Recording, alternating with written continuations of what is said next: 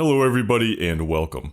In today's video, we're going to be talking about how to create space in a 3-5-2 formation. And let's get started by talking about defending. When making a tactic, your formation is your defensive shape and your starting position whenever you begin your possession. And some formations are naturally more attacking or more defending. This is a 4-2-4 formation, and it's a more attacking formation because we have 4 players in the opponent's half as their starting position. On the other hand, the 3-5-2, which is what we're going to be looking at today, is a more defensive formation because we have 8 outfield players at the center line or below. Having a formation with 3 center backs means you're losing a player in a more advanced position and moving him to your defensive backline. But this can still create space, since oftentimes your center backs will be unmarked, and their passing is an easy way to shift your opponent's defensive shape, creating gaps you can exploit.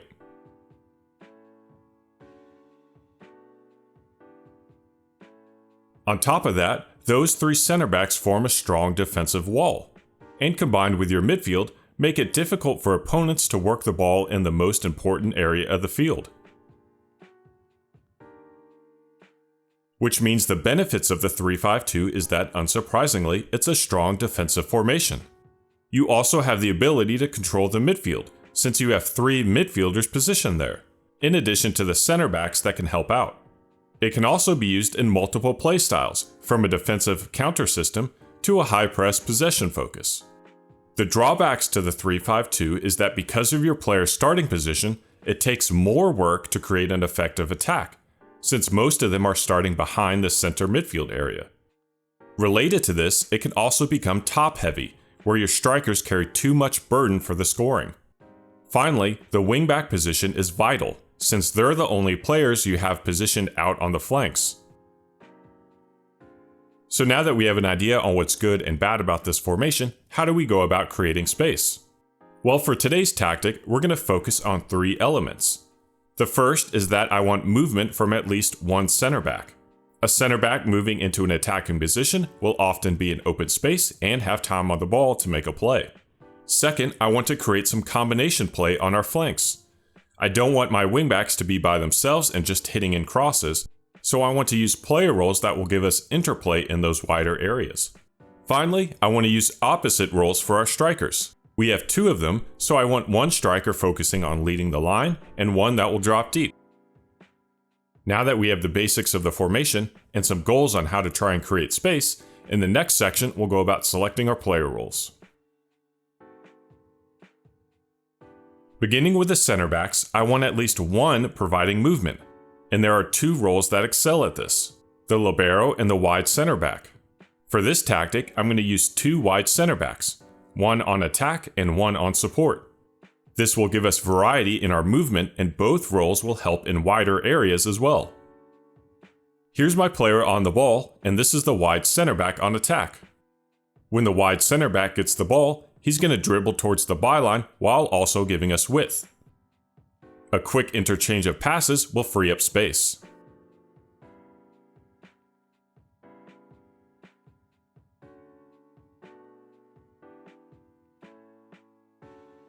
On the other side, this is the wide center back on support.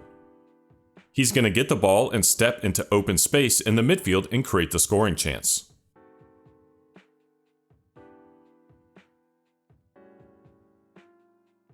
The third center back will be a central defender on the cover duty. His job is going to be to sit deeper in our formation as a last resort, looking to stop any through balls or long passes over the top. This is the opponent on the ball at the midfield attacking to the left.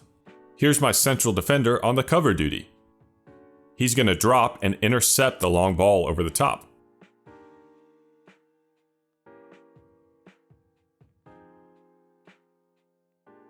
For the wing position, I'm using 2 wingbacks, one on defend and one on attack. This is my personal tactical preference, which you are free to ignore, of course. But in this type of formation where we only have 2 players out on the flanks, I like to use traditional wingbacks because they're always going to stay wider. This is compared with a player role like the inverted wingback who may drift inside, or the complete wingback who may also drift inside, and with only one player out on each side, we may lose our width and stunt our attack. You need width in a 3-5-2, and 2 wingbacks are great at creating width. This is my wide center back on the ball attacking to the right. Here's the wingback on defend and the one on attack. When the one on defend gets the ball, he's going to hit a cross into the box, where the other wingback, the one on attack, will be lurking for the rebound.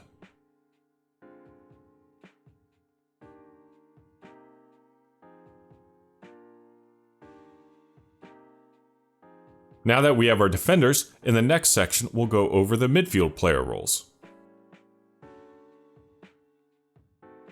When choosing your midfield roles for this formation, there's so many different options you can use and different avenues you can take, so don't feel like you have to use the ones I use.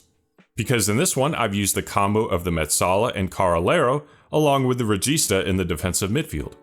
This trio is focused more on attacking and playmaking than other midfield combinations. I like the Mezzala and Carrilero in this setup because they're going to help out in the half space and wider areas. And the Regista is a player role given more freedom of movement and playmaking opportunities from that defensive midfield position. Let's look at some highlights with the 3 of them. This is the wingback on defend on the ball, attacking to the left, and he's going to hit an early cross from a deeper position. This is the Mezzala in the half space, and he'll follow the play, eventually settling in the penalty box to get the goal.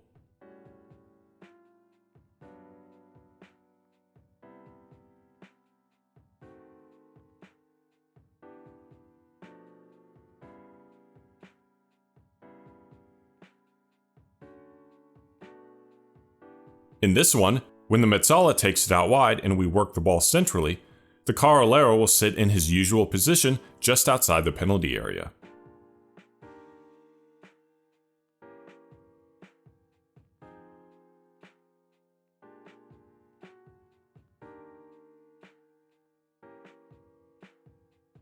This is our team at kickoff before the start of a second half. Here's the Regista, who is a playmaker that loves to hit long-range passes to his more attacking teammates, like the wingback on attack.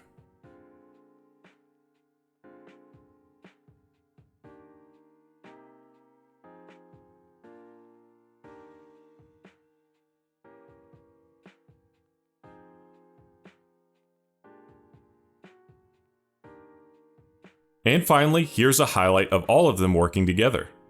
This is my player on the ball after a set piece. This is the Regista, here's the Carrilero, and this is the Mezzala. Their quick passing will get the Mezzala the scoring chance.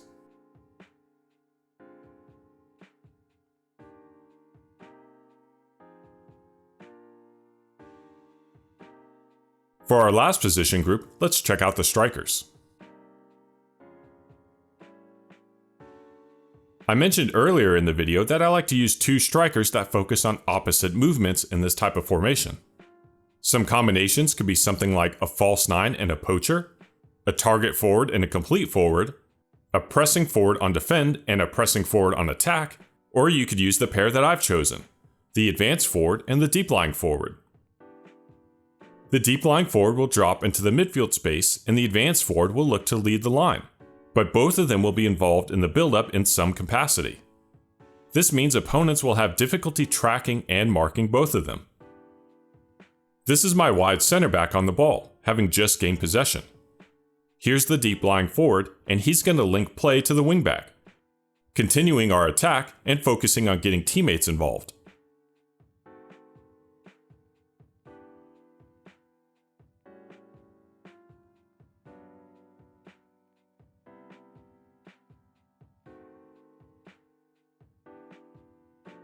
And this is the deep lying forward on the ball after getting possession from a goal kick. He'll work with the Mezzala to get the advanced forward the scoring chance.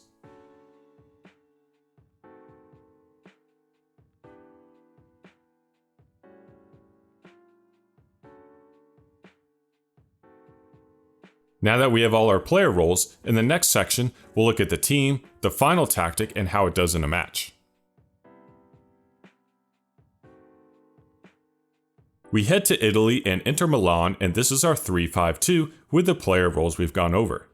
What you may notice is that there are no team instructions. All we're focused on is the formation and player roles. We're going to look at some results on how the tactic is doing, but I want to stress that we're not looking at it so I can show off or brag about the tactic. We're going to look at results because I'm not using any team instructions, and I want to show that you can have a highly successful tactic without using team instructions. Because Inter Milan is one of the best teams in the world, with some of the best players in the world, which means you don't have to use a bunch of instructions telling them how to play, and honestly, giving them freedom without instructions can lead to better play in your tactic rather than ones that may restrict their play. Here's our results almost halfway into the season. Remember in the beginning of the video, I said that a 3-5-2 is a defensive formation. Well, we've only conceded 2 goals in league play so far. So even though we're about average in scoring, stopping the opponent from scoring can be effective as well. Let's do a breakdown to see how our defense leads to our attack. This is the opponent in their attacking midfield area, and the first thing to note is that we have 8 players behind the ball defending, and there's almost no space between my center backs and my goalie, which means the opponent can't go over the top, they have to go out wide. Then once they get it out to the wing, look at where my players are positioned. There is 0 space in the midfield. This is the benefit of a 3-5-2 formation.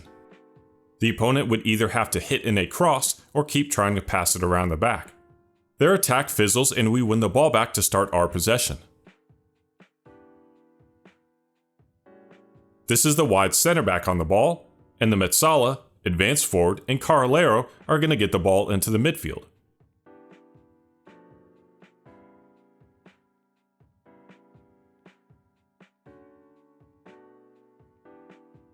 When the Carrilero has the ball in the center circle, there are 2 things to note. First is my central defender on the cover duty providing our safety. If we lost the ball, we'd still have at least 1 player in the central area to try and stop the counter. Second thing to note is the opponent has a back 3 as well. So how do we break that down? We're going to do that with the other wide center back and the regista. And the regista is the key, because he's going to follow the ball wherever it goes. His movement and desire to receive the ball will draw in this defender. This movement from the defender frees up space in the midfield for the Carrilero. Now that the Carrilero is on the ball, we've created a bit of space and broken their defensive backline, because this center back will close down the ball, which will create space in behind.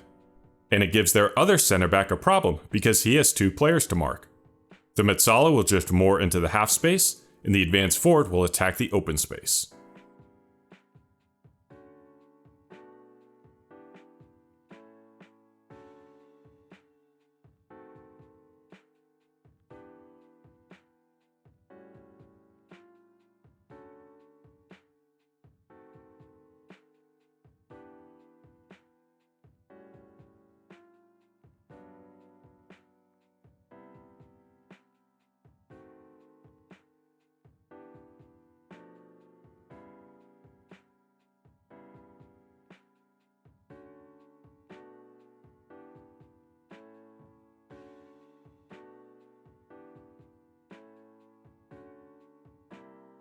Hopefully this video has given you some ideas on how you can create space in your own 3-5-2 formation. You don't have to use the player roles I've chosen, and I have a bunch of different playlists if you'd like to see which player role you may like to use.